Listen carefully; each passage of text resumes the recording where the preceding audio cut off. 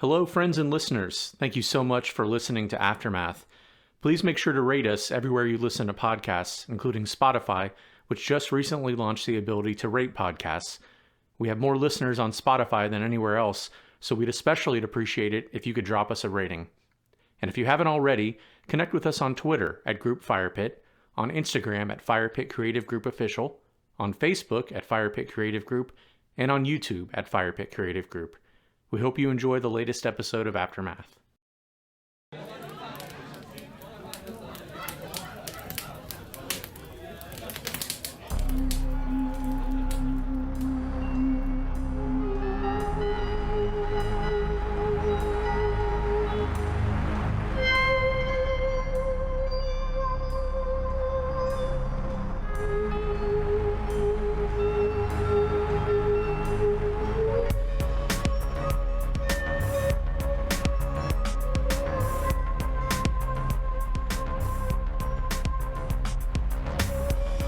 Firepit Creative Group presents Aftermath, Episode 25.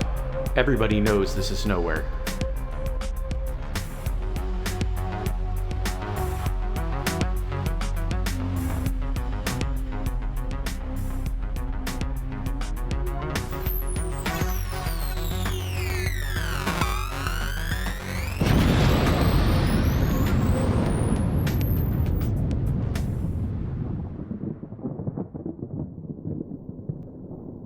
For the past several hours, Muriel Ganaya and Donna Chang had sat in relative silence. Machines in the laboratory hummed and blinked as usual, but the physician and engineer spoke little to each other. Their relationship was strained since Ganaya, Deveneaux, and General Castro's team discovered Donna tampering with, or upgrading, the technology, as she put it. Muriel was concerned about her colleague, concerned about her mental fitness, and what it meant for their mission. "I'm sorry," Muriel broke the awkward silence. "I know it's no consolation, but Dr. Fox really is an outstanding psychotherapist." Chang bristled. She turned slowly, her otherwise full features drawn back in a dour expression. "I don't see how the flawed instructions of the Council are any of your business, Doctor."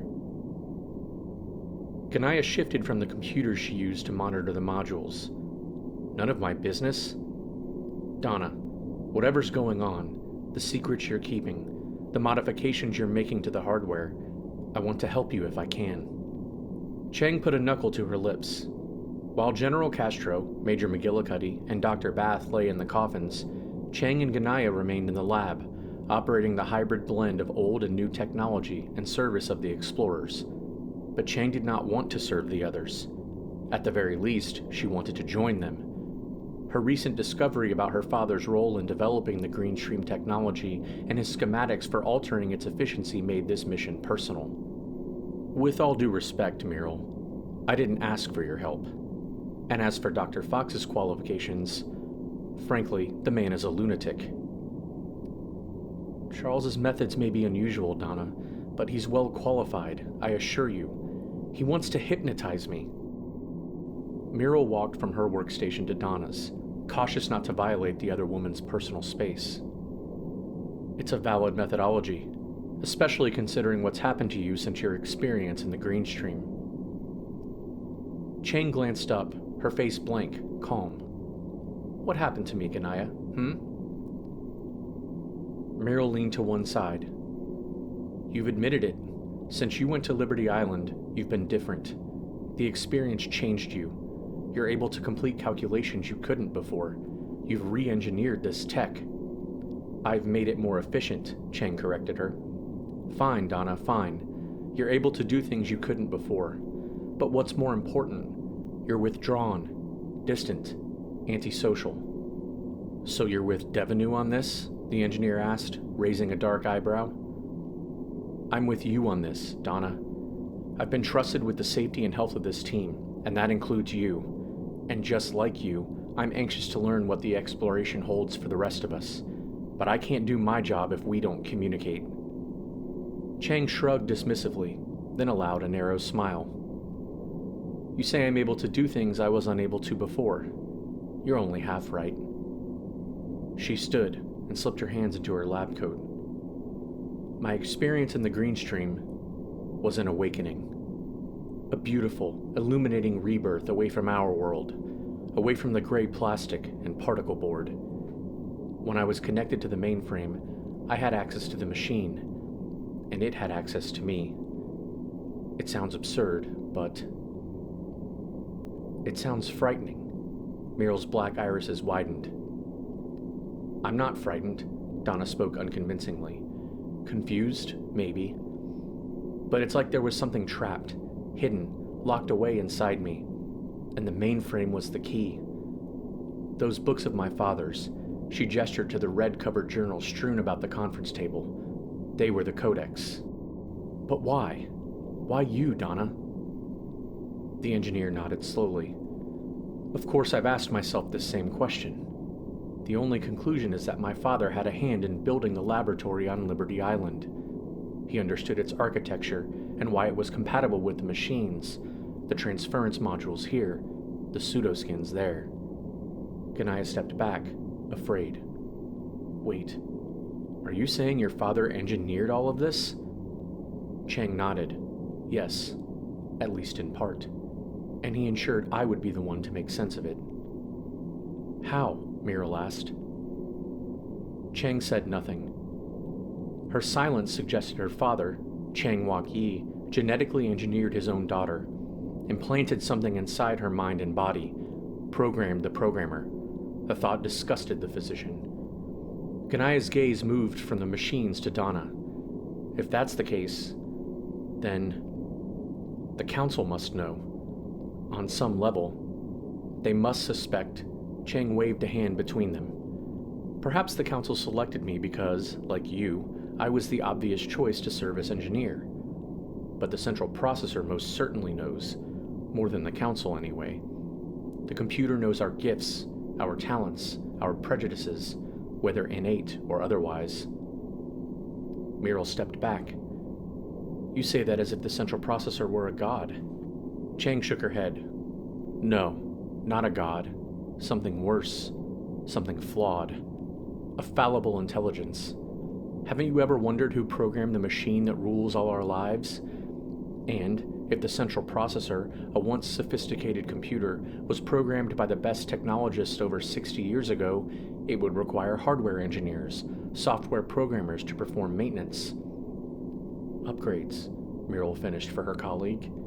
Yes, innovations.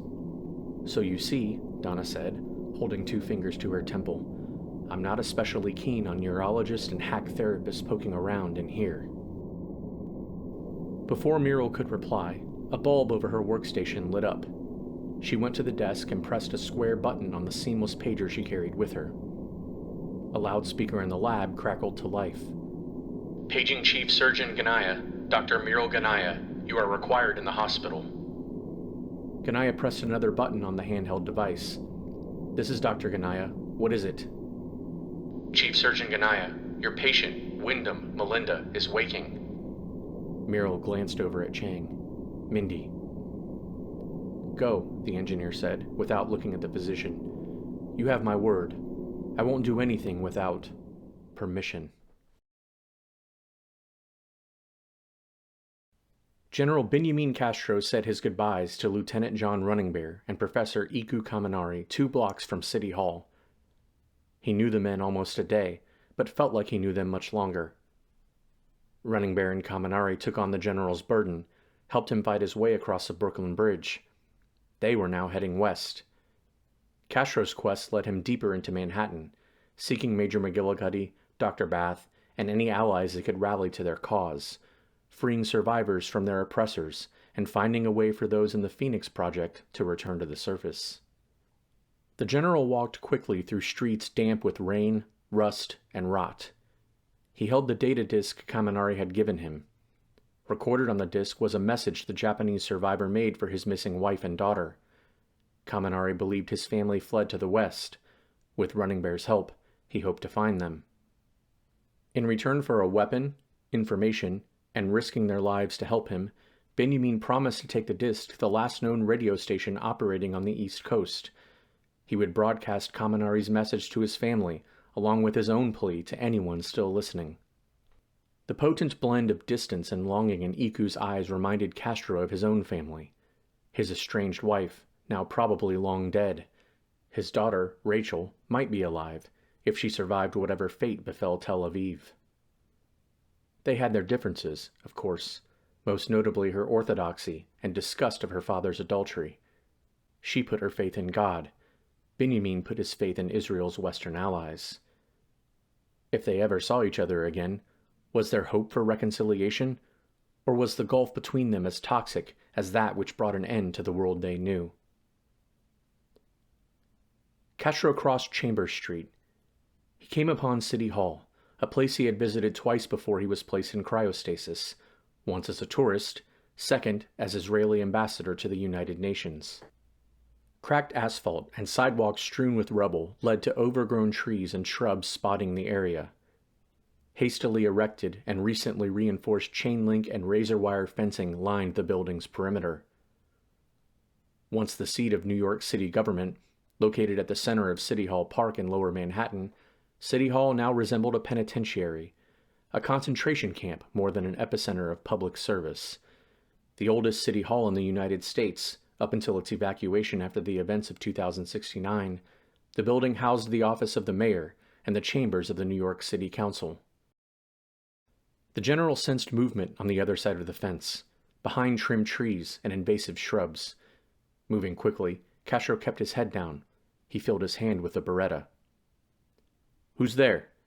His enhanced hearing picked up the sounds of at least 2 sets of footfalls, maybe more. "I'm not here to cause trouble. I'm looking for my friends." A deep, feminine voice replied, "Throw down your weapon and we'll talk." "All right." Castro engaged the safety on the automatic. Reluctantly, he leaned down, placing the gun at his feet. The general watched bushes spread slowly, peeling back like a curtain. 2 figures stepped forward. A tall, muscular, dark-skinned woman, her head shaved bald. The other was an unimpressive man of medium build, not more than 20 or so. Both carried rifles. The woman wore weathered camouflage pants and a brown, blood-stained tank top. An oversized hockey jersey hung loosely over the young man's shoulders, stretching over his ripped blue jeans. "Stay where you are," the woman commanded. "You ain't a mutant?" the young man added. It was a question, not a statement. "No, I assure you." "Not a rockhead," the woman said, gazing up and down Castro's body, inspecting him. "Sure as hell not a Morlock. What do you want? What are you snooping around for?" When she turned, Castro noticed a mark above her right ear. Her partner wore a similar emblem of a shield on his left bicep. "Oddfellows Local 151. The woman's eyes never wandered. Castro shrugged, confused, not dismissive. "You know our work?" Benjamin shook his head. "Then you ain't from here," the young man scoffed, as if to insult the general. "You said you were looking for your friends," the woman stated, her chin pointed outward. "What friends? Who are they?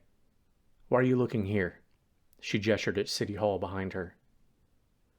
"We're explorers. We got separated south of here. Picked a landmark." Castro looked up, peering through the razor wire and trees at the building. "Are they here?" Before the woman could respond, the man replied, "Not here." Benjamin looked down at the Beretta on the ground. The woman followed his gaze. "Don't do anything stupid." "Don't worry. I've had enough of that for today. Who's in charge here?" "They're out on patrol," the man replied. "Shut up, Squeak," the stone-faced woman turned. There was something about the tattoo Castro recognized. "What is this Oddfellows Local 151? You're a union of some kind?" "We're the union," the woman said. "We patrol everything from just north of Hell's Kitchen to Lower Manhattan. Help out where we can, breaking up fights, cleaning streets, putting out fires." Castro felt a little more at ease. "A noble undertaking. You must know the area well, its history." The woman lowered her weapon. She gestured for Squeak to do so as well. "The Freemasons are the keepers of the history," the woman said. "We aren't affiliated with them anymore." The general's thoughts fled to his conversation with Esther, the elderly woman from Brooklyn, who spoke about religious and other organizations helping out after the destruction of the city. The general asked her about his former attaché and friend, Arthur Roth. "Do you know a man named Roth?" Benjamin asked. "Arthur Roth? I'm told he allied himself with the Masons, but then disappeared." The two on the other side of the fence exchanged a look of recognition. "You know him, then," Castro said. In the distance, he heard vehicles converging on the area around City Hall. "Everyone knows Arthur Roth," the woman said. "Octavia," Squeak tapped her forearm. "They're back." Octavia looked Benjamin over again, as if to determine to what extent he threatened them. "You're free to go, or you can come with us. Maybe we can help you find your friends." "I'd appreciate that." Benjamin bent to reach for his gun. "Leave the weapon there." Octavia waved her rifle along the fence line, gesturing for the general to follow her. "Squeak will come around and get it." Castro followed the muscular woman on the other side of the fence. They walked to the southern entrance of the building, where Castro saw the incoming motorcade. All-terrain vehicles and 2- and 3-wheeled cycles flanked the long column of trucks. The largest vehicle, a cannibalized fire truck with armor plating and spears jutting out from its sides, stopped at the front of the building. Men and women in combat fatigues and faded road wear jumped from the sides and back of the truck. A half-block away, Major McGillicuddy and Dr. Bath walked behind the Oddfellows' vehicles. They stood about an arm's length apart, with Oddfellows on each side. A trio of slow-moving cycles urged them on, closer to the fire forming at the front of City Hall. For a moment, Castro felt a sense of relief. Octavia came around the fence to where Castro stood, waving at Cutty and John. He couldn't determine if they were prisoners, but from his position, they seemed to be all right. "Your friends?" Octavia lowered her rifle. Castro nodded. "Come on, then." She walked in front of him, down to a sand-filled barricade. There, a middle-aged man in black and blue military garb stood, hand on hips, giving instructions to the men disembarking from the modified trucks and cycles.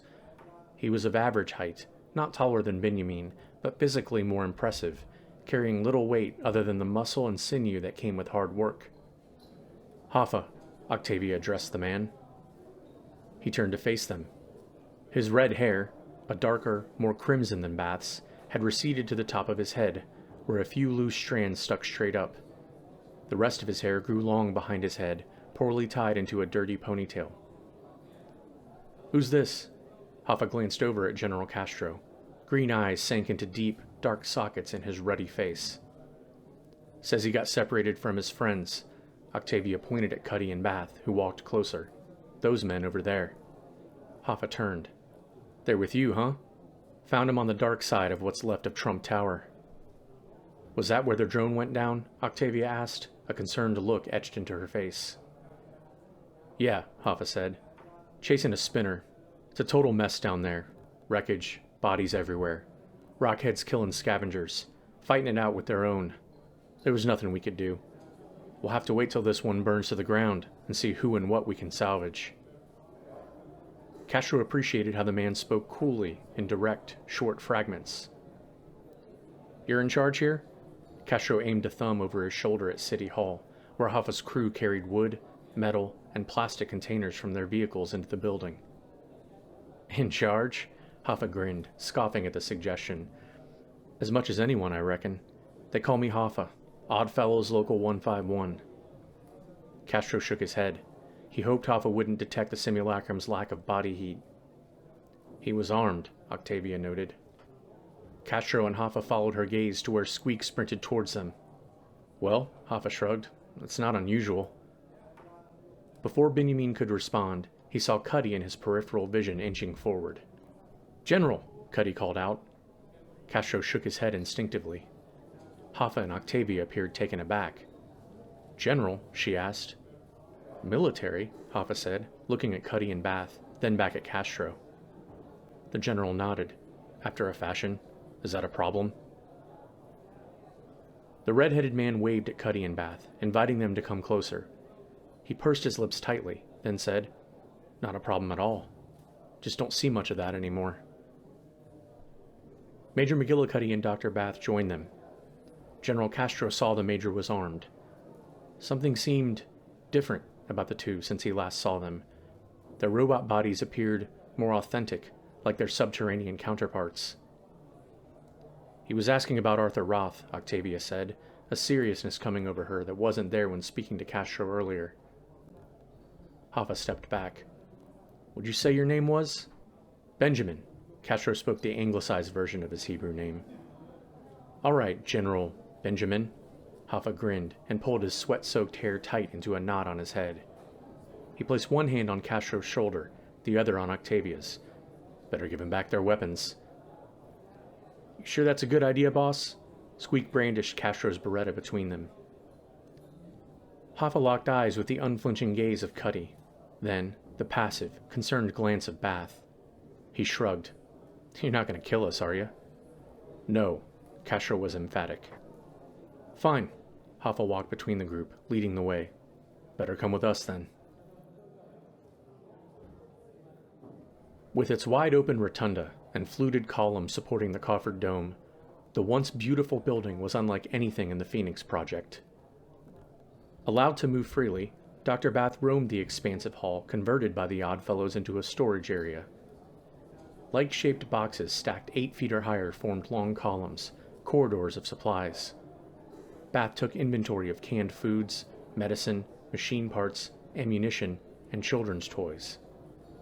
A few Oddfellows watched Bath, but most ignored him, going about their routine of restocking the boxes with items scavenged from the city. Nearby, Castro, Cutty, Hoffa, and Octavia gathered in an open lounge area. Benjamin sat opposite Hoffa. Cutty hovered over the general's shoulder, keeping a watchful eye on those coming and going from the room.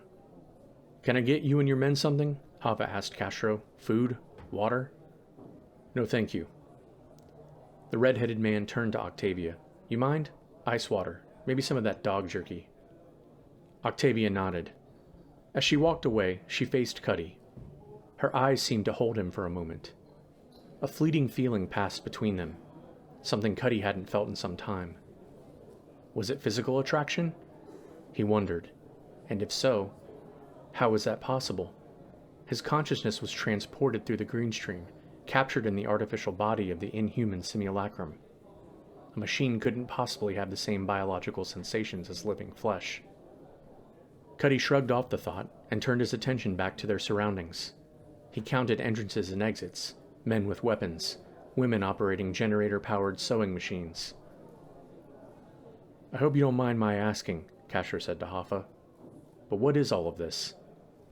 The leader of the Oddfellows grinned. This? He opened his arms out wide, turned a little. This is the future. Or what's left of it. Castro continued.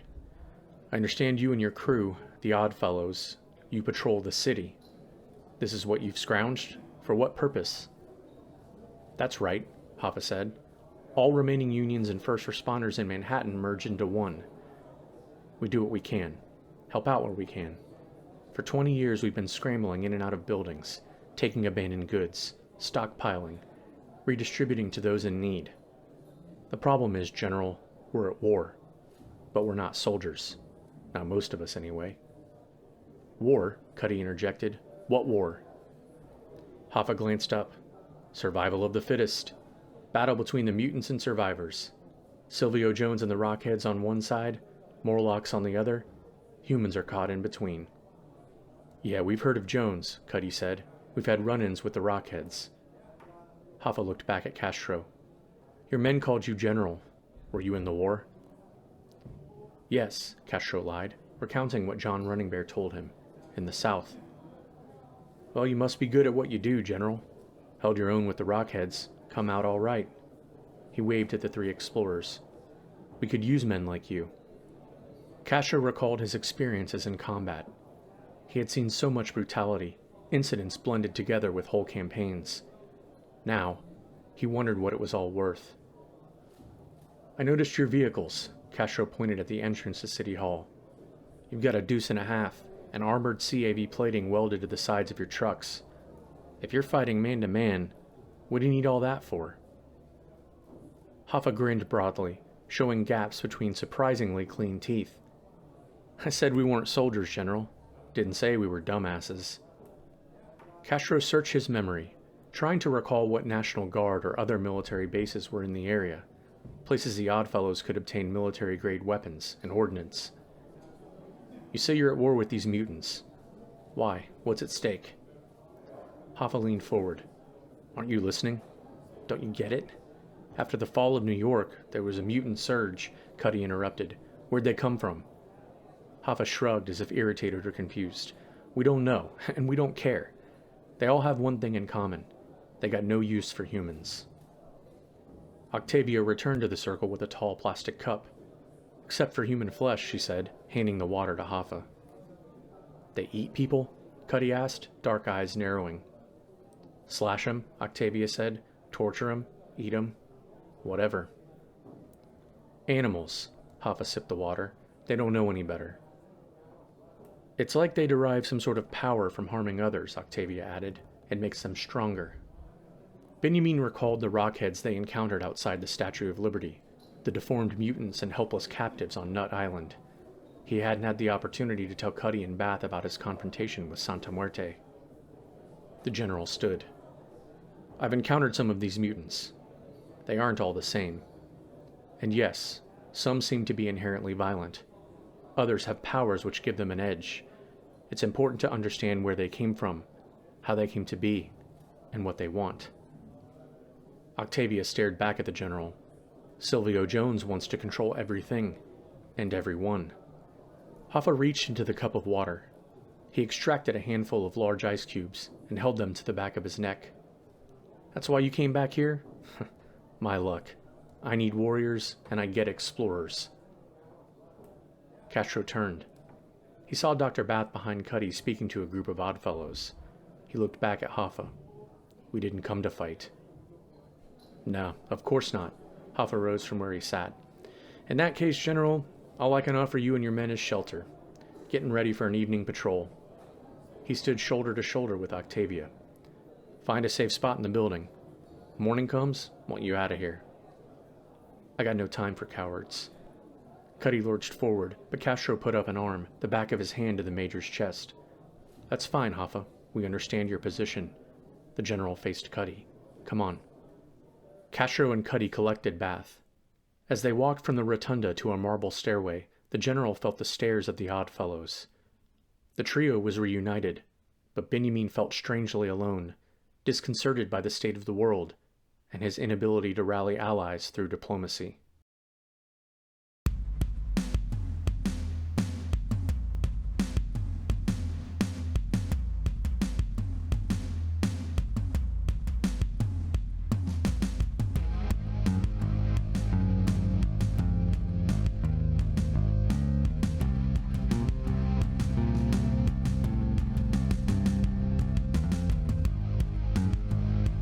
Aftermath, a Fire Pit Creative Group production, based on a story created by Rhett Davis, with characters created by Rhett Davis, Warren Davis, Willem de Greef, and Cole Hoopingarner. Written by Warren Davis, with contributions from Cole Hoopingarner and Willem de Greef. Narrated and produced by Cole Hoopingarner. Music by Warren Davis, and video production by Willem de Greef. John Running Bear is based on a character created by Fire Pit Creative Group's close friend, Sam Ashoo. The sound effects used in the production of Aftermath are used with permission by the creators, and links to these sound effects can be found in the description section of each episode. Please visit our website, aftermathpodcast.net, for updates, original artwork and music, character dossiers, and more. You can also find us on social media, on Instagram at Fire Pit Creative Group Official, on Twitter at Group Fire Pit, on Facebook at facebook.com/Fire Pit Creative Group, and on YouTube at Fire Pit Creative Group. Aftermath and its story, characters, music, and artwork are copyrighted by Fire Pit Creative Group.